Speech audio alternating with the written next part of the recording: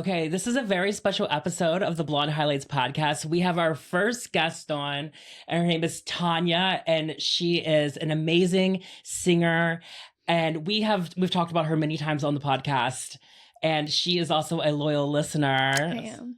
Say hello. Hi. Which camera am I looking into? Just look straight ahead. You're good. No, I love this podcast. I'm always listening to it. Yeah. So I know Tanja because we were neighbors for a while. Yeah. We met at a store. On the streets of WeHo. On the streets of WeHo, and quickly became close friends. Yes. And I do her hair now. Yeah. And I am the person responsible for these purple ribbons. They are so cute, I have to say. A little messy today, but just came from the gym, so. Exactly. Yeah. No, this is so exciting. I feel like I'm like thriving right now. It's so exciting. This is like a big step for us, and we're so honored that you are our first guest, honestly. I'm honored. Yay. I can't believe it. Yeah. I feel like we are Blontourage. Like, this is happening right now. Yeah, this is happening. Tanja also, she just won an award from the Hollywood Independent Music Awards. Am I right? Yeah.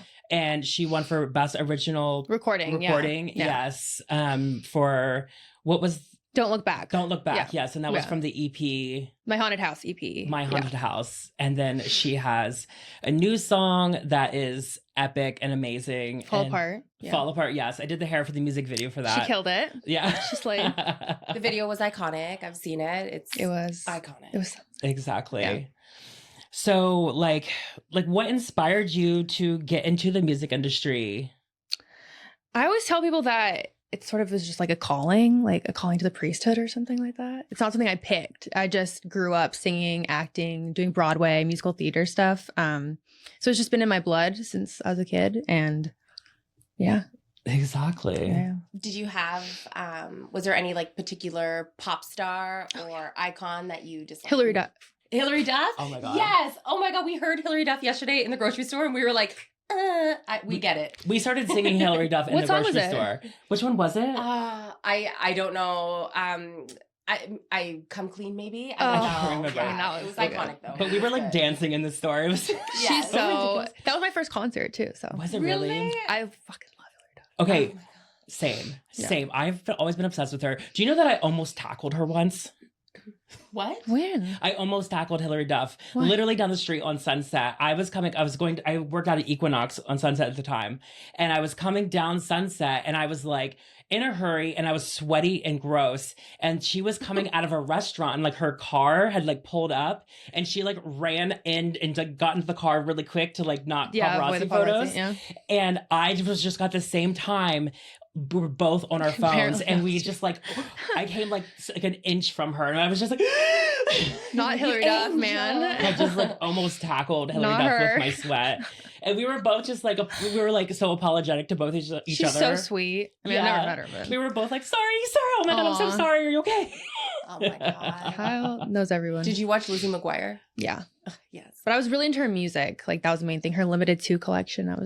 I bought all of it. Was dressed up. So I just wanted to be a pop star from like a very early age. Like I knew who I was. Yeah. So, it's in her blood. Tis. Did you want to be a pop star? No, you know what? I wanted to be Mary-Kate and Ashley Olsen's long lost triplet. That's what I wanted to be. And I wanted to be a model. We all know that. But and she did it. That was my thing. Like I was like, I am their tag-along sister that they don't know they have. What about now? Now that they're like the fashion girls? And yes, especially now. They're even I'm more like, iconic. I can do that. Like, I got to beat up Balenciaga. Like, I can join your club. Yeah. You know? Like, I can fit in with Mary-Kate. We can hang. Love Mary-Kate. You know? Yeah. Yeah, I do love them. It is the whole vibe. They're so cute.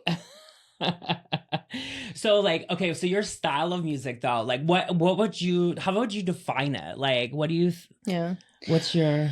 I've been going more towards like ethereal, cinematic, orchestral. I'm really big into reading. And so I'm really trying to put that into my music and fantasy. And like, I want my songs to be portals to different worlds and like a soundtrack to a like fantasy movie or something. I want that, you know, to feel like that. So with everything I do, every music video too, it's like an excuse for me to dress up as my current like fantasy obsession. Like Fall Apart was pirates. I was very into pirates. Yes. So that's what we did. And then it'll be Lord of the Rings or something. And then I don't know what you're gonna do with my hair for that. Are we going Lord of the Rings?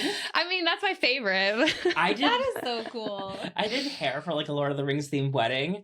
Was that the one in the It was in a forest. where you got stuck? What? Where you got stuck? That really Yes, rich wedding? yes. I remember that story. Yeah. We can't talk too much about that, but it was. I remember that story. I literally hitchhiked back to our hotel from this wedding with Adele's makeup artist and Mariah Carey's makeup artist. We were straight. Oh, and you're my bonded for God. life now, so. No, we are. If we ever like see each other, we're like, oh my God. Remember that when we almost died? Someone like picked us up on the side of the road. Are you a big like Harry Potter fan and Zelda fan? Not like J.K. Rowling. Yes. Not her fan, but Harry Potter. No, we are not. You're not Stan J.K. Yes, no. But Harry Potter, I mean, that's a huge part of my childhood. But yeah. I did want to say when you were like, for hair for this music video, we're going like piratey, we're going whatever, and I was like, girl, I get it. Like I get it. Like I love a theme, and that was. It was Pirate Queen. I was watching Black Sails too at the same time I was reading. It's this cool pirate show, and I fell in love with someone on the show, and then I was like, let's just let me live out my fantasy in a music video. Like, but I felt like your video really told a story. Like I really felt it. I felt connected. I felt like there was that theme and that energy. Yeah. It was a very fantasy story. Yeah. It was really well done. Well, it's everybody really coming cool. together, like to do, hair, makeup, and costume, all that kind of stuff coming together is what makes it come to life. So, and everybody killed their job. Like it was incredible. Yeah. Tanja has like a really great team of people that help with the creative and like everything else. And I think that's hard to come by. Like, it really is. Genuine people that care and are willing to like ride with you. I mean, I've been working with Brandon and Anna at the base level and Judy for just like, I don't even know how many years now, like 3 years, maybe 2 years, but just stuck by my side through everything. And good people that actually want the best. People that will genuinely have your back. They have your best interest and true belief. Like that's the biggest thing too, because you can believe in yourself, and I believe in myself 1,000%. But on the days where you feel down and you're kind of like, I'm going to be a victim today and I can't do it anymore, you need those people to be like, keep going, so. Oh, yeah. You need your cheerleaders. Yeah. And that's me and Chris, like on a regular basis. We're just like, whatever. I'm like, no, girl, you are that diva. Yeah, you are so that girl. Like, it's going to happen. Like, this podcast is going to be number one. Like, and we are those girls. You know, you have to be your own cheerleader, but it is good to have someone in your pocket to remind you. Yeah. Yeah. So what does your creative process look like then? Like when you're writing a song, walk us through that, because I feel like you just have this really creative brain, and especially going down the roads of fantasy and all of that. Like what is your process? Well, it has to be like pitch black outside. I have to light my Stevie Nicks prayer candle. Oh my gosh, goosebumps, yes. And I just have to get in the zone, and just like I've recently started like learning piano and stuff. So just messing around on the piano, finding melodies and stuff that whatever. But I also keep like a whole thing of like lyrics on my phone. So whenever something pops in my head, I write it down. Sometimes I go off that, but it's mainly for me about telling a story. It's just sort of like putting myself in the headspace. I'll usually sometimes write out like what's happening in this scene right now. Like, oh, there's a witch and she's in the forest, and then just like get it all down, and so I can really see it in my head. I'll make like a mood board too to sort of visualize it. Or I sometimes do like research with books, where if I'm going to write a song about something, then I'll be reading books that are like similar to put me in that headspace. It's like researching for a role or like something, but like I really go into that, or I make little like collages of stuff. So yeah, I really immerse myself in it. That's really amazing. It's like method acting in a way. Yeah. So you kind of write the song along with the video at the same time? Like you kind of piece it all together at once? No, the video comes after, but I'll always have something in my head of like when I was writing the song, like the visuals. Like I'll sit with Anna on the ground and I'll be like, this is what I hear here. Like there's this is the scene in the Lord of the Rings when the horses are like riding in a battle at this part, or like this is a ship, like stuff like that. Yeah. But yeah. But I always have like visuals in my head of what I'm thinking, because it's always a story in my head. I have a huge imagination, which is good and bad sometimes. But I think that's fascinating though. And I think that it's so good that you're just like honing into your imagination, because I genuinely feel like as we get older, people kind of tell us to stop with our imagination. And no. I think your imagination is what really can just bring everything to life. So I love that. That's really cool. Yeah. I know that too. I mean, I kind of live in my own little fantasy land. I know. She's always doing her own thing. But I do love how much of a Stevie Nicks fan you are. Oh, like, yes. I love that. When I saw you today and you had your Stevie Nicks bag, I was like, okay. From her concert last year. Yes. I saw her too last year. Really? Yes. Oh my God. I I saw her in Toronto though. But oh, cool. Yeah. yeah. She like brought the house She's down so with good. that voice. She's amazing. I can't. I get goosebumps talking about her. Like, it's like going to church for me when I see her. I just like study her and I cry at Landslide every time. Me too. Kyle and I were just talking about this. Like the last time I saw her, because I saw her with Fleetwood Mac a few years ago, but every time I hear a Landslide, I'm just like, a wet mess. Yeah. Yes. It is. I love it. It's magic. Oh God. And then what's the one where they're like fighting on stage? Silver Springs. Silver Springs. Okay, yeah, that's what I thought. But Iconic. We literally so last week she was at her other friend's house, and the week before that, Chris was staying with me.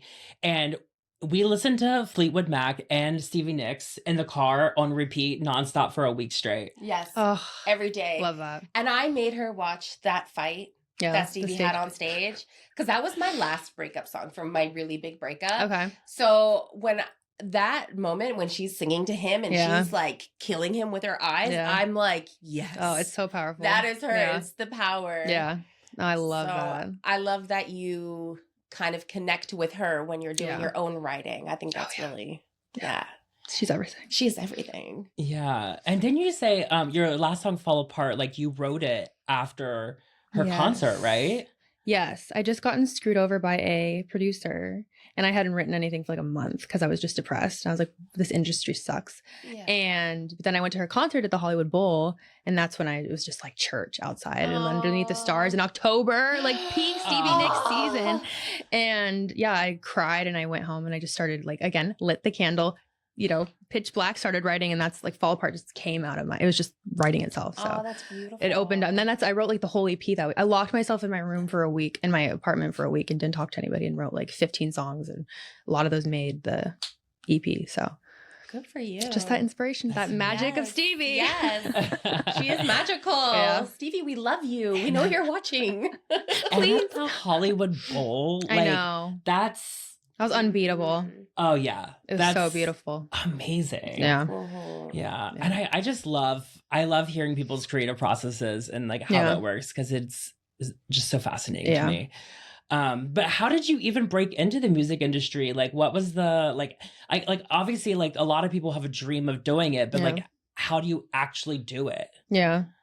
Well, after I graduated Santa Clara University, I moved to LA, and the pandemic kind of hit right away, so there wasn't much to do, but it's literally just networking. You have to just slowly chip at it over the years. It takes a lot of time, especially to find good people. But I was just meeting someone and then meeting someone through them, connections, and then just slowly building my little base team. And when I started really taking it seriously, I need a team to help me, then it started really rolling.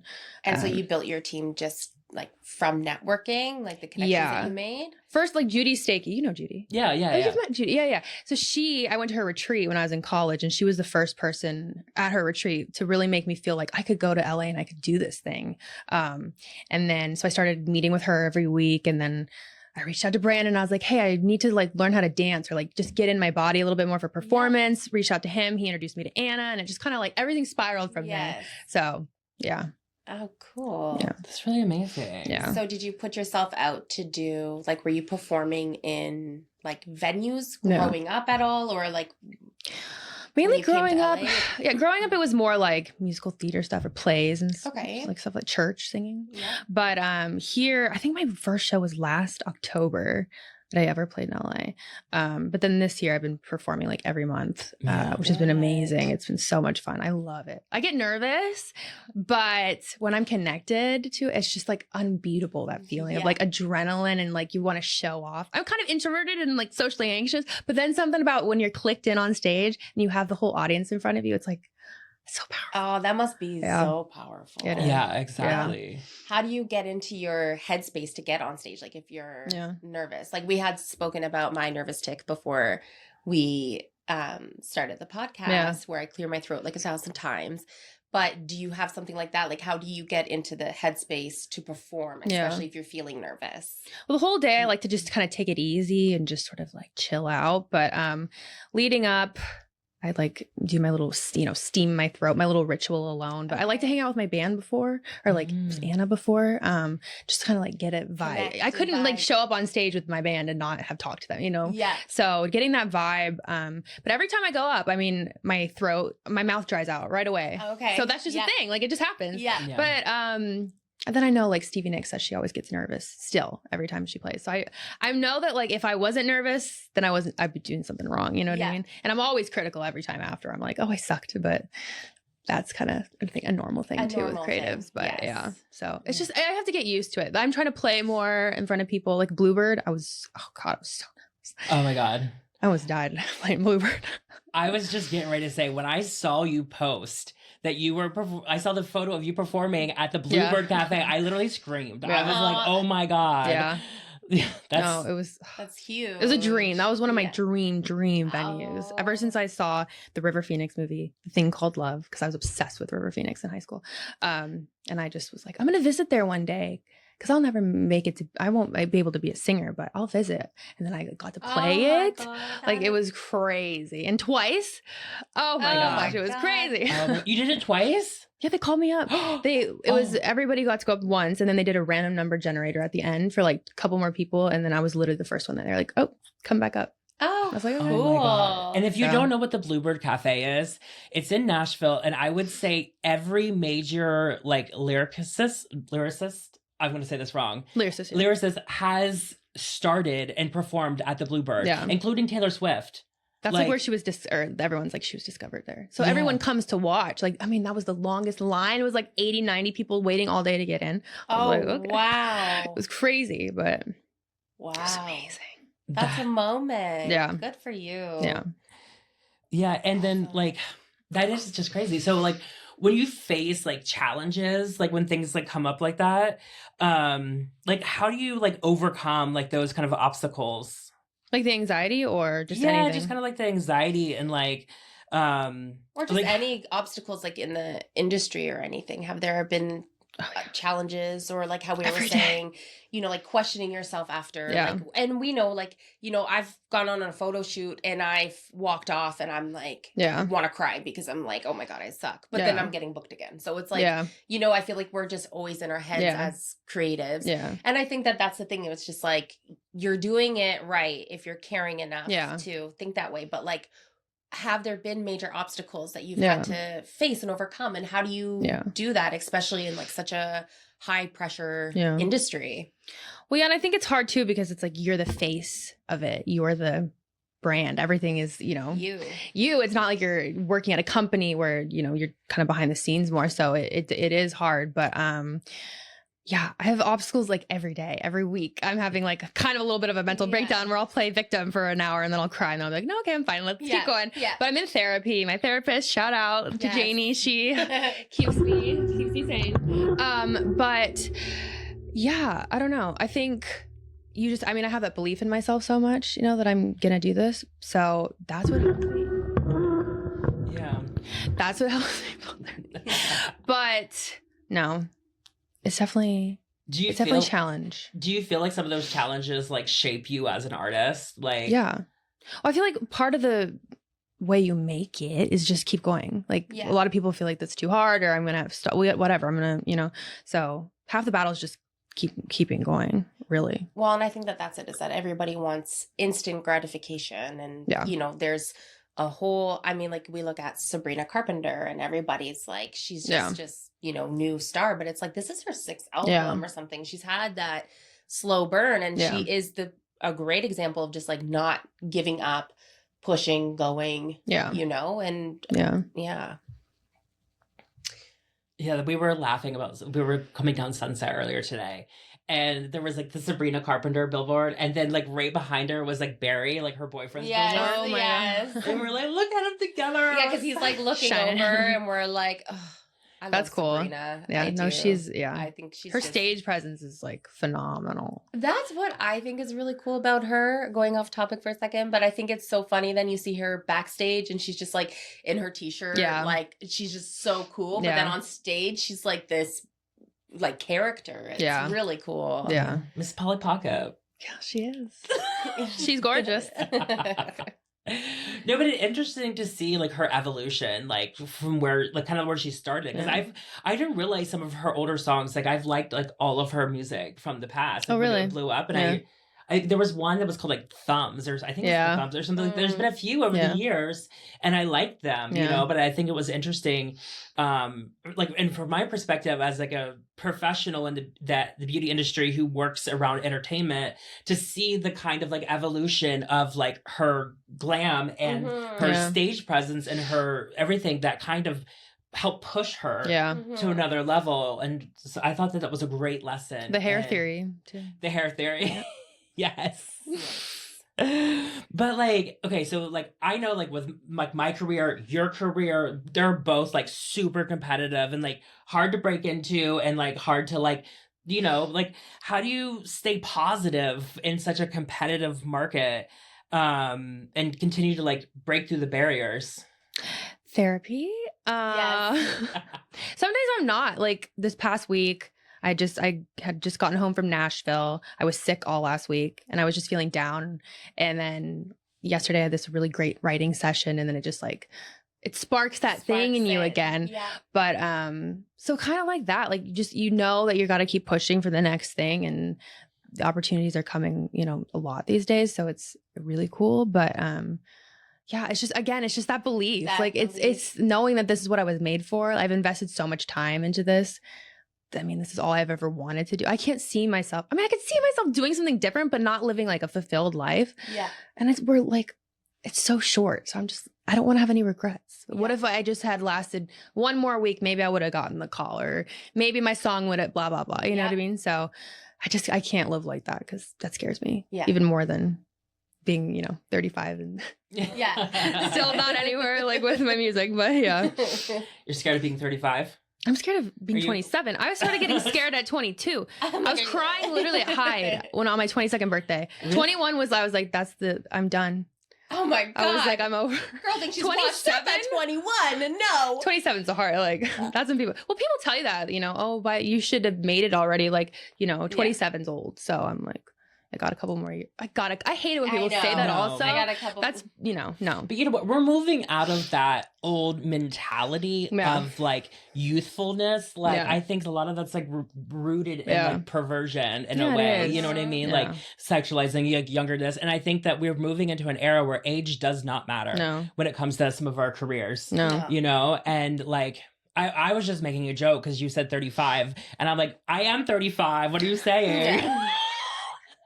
I'm 37. I'm 10 years your senior. I'm like, and you know what? I'm still going for it. But do you have like youthful, you know what I mean? I think growing up, we're taught like, oh, once you hit 25, it's like you're dead, you know? Yeah. So it's just changing that narrative, because it's just not true anymore. And I think that that's really just powerful in itself, is just being like, it doesn't matter how old I am. I still got it. I'm still going. You can't put a cap on the success I'm going to have, especially when a lot of people start their success later on. In the business world, so in the entertainment world, I think that there shouldn't be this pressure of this stupid timeline. And it's better, I think, when you start later, because if I got, you know, famous at 19, I would be a mess. Yes. You know what I mean? Yes. So I feel like I've taken time to figure out who I am, what matters to me, build my brand, build my sound, build my team. I know exactly where I want to go with my career. So yeah, and I feel like people that make it later are having like long lasting careers rather than quick, you know, TikTok success, one song, like 19 years old, you don't really know what you're doing. So I think making it later. Stevie Nicks made it at 27. So this is my year. This is her Mark year. it on the podcast. This is her This year. is gonna be my year. Okay. Yes. It has to be. Oh my gosh.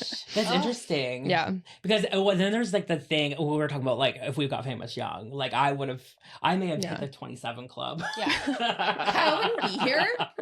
She wouldn't be here, honestly. No, I feel that. Yeah. I was wild. Yeah. There's so much young. pressure in adding it on to all of, no. Yeah. No, but with age, it was interesting with my career because I got my cosmetology license at 17 years old. And so I was literally in a salon license at 17 and I had to lie about my age forever. Yeah. And I looked very young. Like I looked like I was 12 until I was like mid to late 20s, you know? Yeah. So like everyone was like, what are you?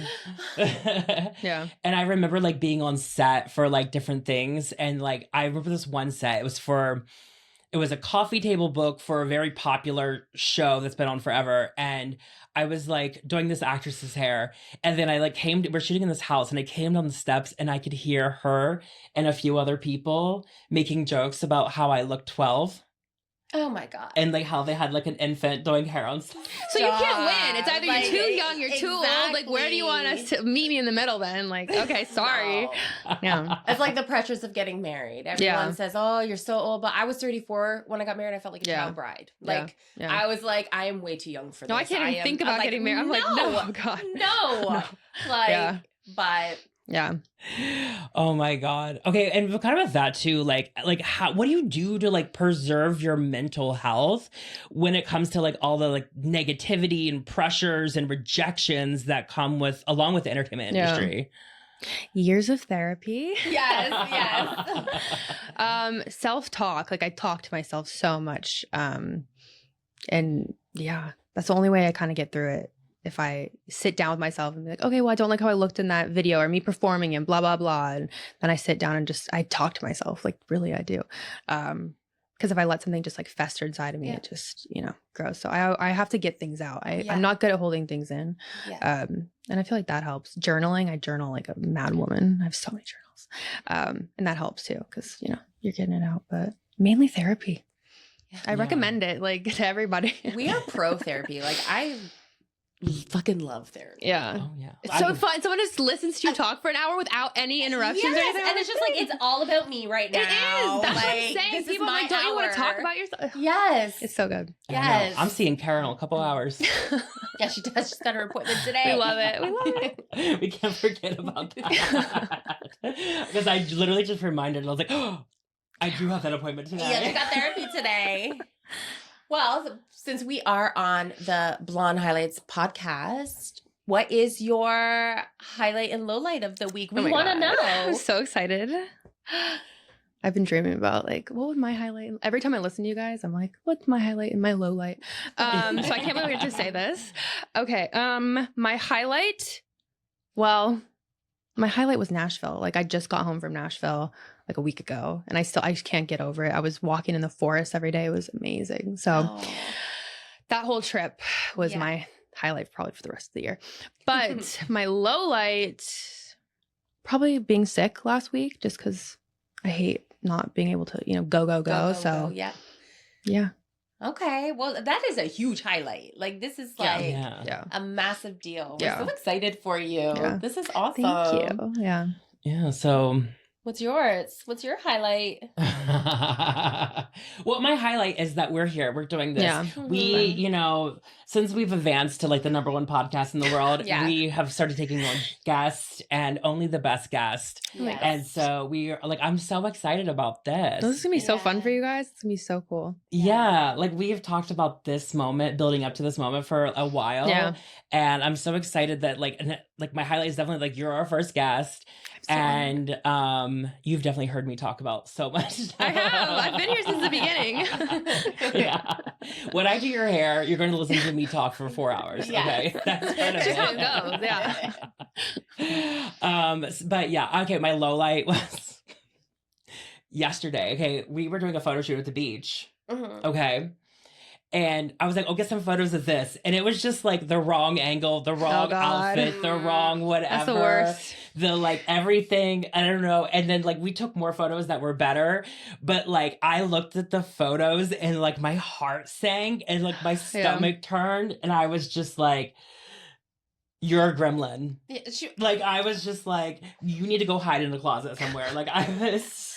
but I was taking the photos, and in my head, I'm like, these are hot. Like, you look so good right now. That's what happens, though. I hate that. Because I'm like, I'm looking, and I'm like, how you look so beautiful right here. Yeah. Like, everything's good. And she's just like, on the way home, she's like, I am a gremlin. I'm like, no, you're not.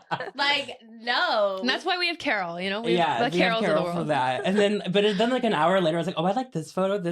Yeah. I was like, I am so fucking cute. Yeah. Like, it's just about the getting angry at the beginning. Oh, I'm ugly. Like, you gotta go through the cycle every time. Chris gave me a little yeah, a little pat on the little pat on the shoulder. Oh my God. And I was like, you know, you don't have to. You can get your hand off. You can just tell me I'm ugly. It's okay. I'm like literally trying to comfort. Like the mom in me is coming out. I'm like, it's okay, blah blah blah. And she's literally like, you don't have to keep touching me. And I'm like, okay, bitch. Like, sorry, I'm trying to love you, but okay. Oh my God. So what's yours?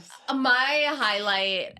I'm not going to repeat everything you said, but honestly, definitely, this is the highlight. You are the highlight. Like, oh my God. But also shooting on the beach yesterday was really fun. That was really cool. But then that all kind of turned into a low light because I had to change on this beach, and we found this secluded beach. Like, I felt like a private beach, and it was stunning. And there was just like a couple people, but there was like one person over a cliff and then like a couple like a little bit further down from us. So we're trying to change me, and I'm wrapping a towel around me, and everything's fine. Okay. So one of the bikinis I was wearing was a tie-up. And then afterwards we have this like fucking bright idea to be like, let's put the other bottoms just over the the tie-up bikini, and then you can just untie it and then just like pull it out, like just like whip it off. Now that sounds in theory really good, and I think especially if you're just like a smaller person that would work.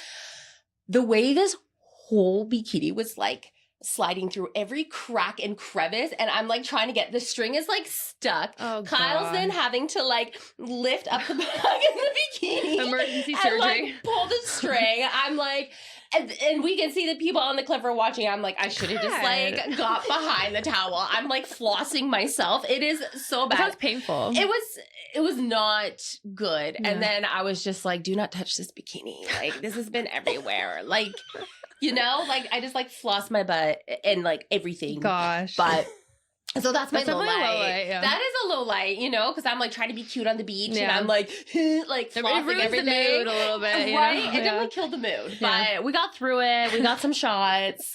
I was trying to pull out all the stunts, and it was a thing. So she's a model. Yeah, she's a model. But I would know. As soon as you started to say we were changed, I just started cracking up laughing because I was like, oh my God, I know. It was not cute. It wasn't cute. It was all my idea too. And I was like, oops, sorry. Yes. Like in theory, but no. Yeah. Well, now we know. All the listeners know. Don't try to do that. Yeah, don't do that. Just put the towel around you. Tale, yeah. Yes. Yes. Okay, so this is the first time we're going to do this segment. This is like a new little segment. We created this on the Blonde Heights podcast for you. And so the game is called Creepy or Cute. Okay. And we're going to ask you some speed round questions, and you just say cute or creepy. And then if we want to discuss them, we can. Okay. But so we're going to start with this. Ready? In 5, 4, 3, 2, 1, go. A guy picking you up for a date. Cute. Okay. Maybe. Unless he's a serial killer. I mean, I guess. And then it was creepy. Unless he's like expecting, I don't know. Sometimes I don't like to be stuck with someone. Yes. Like, but I also hate parking, and I hate meeting someone somewhere. I will never do that. So actually cute. Please pick me up for a date. Yeah. Okay. Okay, cute. I totally agree with that, yes. A guy watching you sleep. Edward. I'm rereading Twilight right now. Yes. Creepy. Unless it's cute. Unless like, it's I love cute. you. Yes. This is hard. Yes. Unless he's a vampire. Unless he's a vampire. But then it's hot if he's a vampire. Yes. Okay, cute. Cybertrucks. Creepy. Thank That's God. Thank God. That's it. Don't approach me. No. Don't come to pick me up on my date with the Cybertruck. It's not happening. We hate the Cybertruck. Sorry. They're just no. They're just not it. Like they're rusted. I don't get it. Not cute. This morning, we were like talking about this like guy that I've been chatting with. And we turned a corner and there was a Cybertruck. And I was like, what if he drives a Cybertruck? Oh my God. It's We're over. like, it's over. It's over. No. Yeah, No. exactly. I don't know. Dating actors and musicians. I don't really like to date musicians, but actors, I'm like, Cute. I'm open to. Cute. Okay. Yeah. But for now, I don't know. I mean, let me like, get my heart broken by a couple and then I'll change my answer. Perfect. We'll In a circle couple back years, in a couple yeah. years. Yeah. Okay. Yeah, that is a hard one because it's like they're also artistic. So they get like the artistic brain. But I don't like musicians because I've kind of dated one and it's just like competition a little bit. And so I want someone to not know, like that's your Yes. world and this is my world. But I Yes. do want to date someone in the entertainment industry because it's so hard. I dated like an accountant once and it was just, They don't get our it. brain levels were just a No, little they don't different. You get know what I it. mean? No. So They're like, I work 9 to 5. That's it. yeah, like Mhm. why do you need to do this? So, Yeah. Intense eye contact. Oh, I'm bad at eye contact with people I don't know. I'm like, it's not like I hate you, but I'm really trying to get better at it. But God, and making eye contact with people in like public or guys, they're like, come, like if you want to flirt with a guy, like just look at him. Like I look everywhere but a guy, so you'll never know if I like you or you'll probably think I hate you. So please approach me anyway if you're cute. But yeah, Yeah, I don't like to make eye contact with people. It's like I don't know, it's hard I have to for me. force myself. yeah. See, I'm opposite. Sometimes I'm like, I'm staring too much and I have to like look away just because when people are talking to me, I'm like genuinely Yeah. like engaged and I'm like, yeah. And then I'm like, I'm just like, don't look too closely at me, please. Like, let's just like, okay. I'm so intense. So guys that show photos only of them holding fish. Creepy. Right. No. I think it's cute. Kyle. It's messed It's up. your Lana Del Rey. Yeah. It is. Yes. I don't know why. I don't know. It gives like my dad. Like my dad always had pictures of like holding his fish. Like I can't go there. For me, it's creepy. creepy. Well, I did make a joke about ghost sex. I know. Oh my god. She wants to have ghost sex with my dad. Like I don't Kyle, get oh my it. God. I'm like, clearly he's off the market. Like that's girl code. It's a long You can't have story. sex with my dad even That if he's sounds like a dead. long Like story. no. It's a long story of how we got to that place. I bet. But we were getting ready earlier, and like she said something, and it like came to me, and I just like. You had to tell her you would like to Yeah, have I ghost did. sex with your dad. I Yes. cracked myself up. And if you watched our last episode, we talk about ghost sex. Yes. So there was a reasoning. There It was a wasn't reason out of we the were talking blue. about I want to ghost have sex. Okay. Yeah. Makes me a little less concerned. Guys in short shorts with thigh tattoos. Cute. Unfortunately. I know. I know. Unfortunately. Because I know it's not like, I don't know. I've never met a guy like that where he's like, yeah, let's do this thing. But it's cute. I don't know why. It is seems cute. toxic but cute. It is. It's like the backwards hat, like guys wearing hats. I'm like, I don't know what it is. Reminds me of my husband. Okay, so cute or creepy sloths. Creepy. Okay. What do you think? You look offended. She's like, I'm leave. shot. Get out. You can't sit with us. That was it. That was the final straw. I don't know. I don't trust animals like that, so I don't know. But they are cute. I don't know. I was a sloth for Halloween last year, so I'm gonna say cute. Okay, they're so creepy and ugly that they're kind of cute. Yeah. Okay, black eyeliner. Cute. Thank God. Okay. Black eyeliner? Yes. If you're not watching the video, if you're listening to audio, I have like a ton of black eyeliner on because we have entered into my black eyeliner era. She's We got a love new it. personality. Yeah. Yes. Pineapple on pizza. Cute. I used to eat that a lot as a kid. It's good. Not ham, but pineapple. Yeah. Yeah. You don't like Yeah, it? but I like to pick the pineapple off and eat it. But you like the. And then I eat it with like the ham and the cheese. Oh. That's what I like to do. But do you like the taste that the pineapple leaves? Not with the pizza.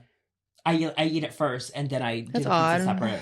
I just don't get it. I then. don't, yeah. I know, then I don't get it. Yeah. Older guys. Cute. It depends, but like not a weird age gap thing. Like my last boyfriend was I was like 22 and he was like 33 or 34. I'm like, no, why did you? Yeah. Why? I'm still developing my brain. You don't need to be dating someone like that. But now I'm like, well. You're like, I'm mature. I'm 27. 27 now, guys. Yes. My frontal lobe has developed. Yes.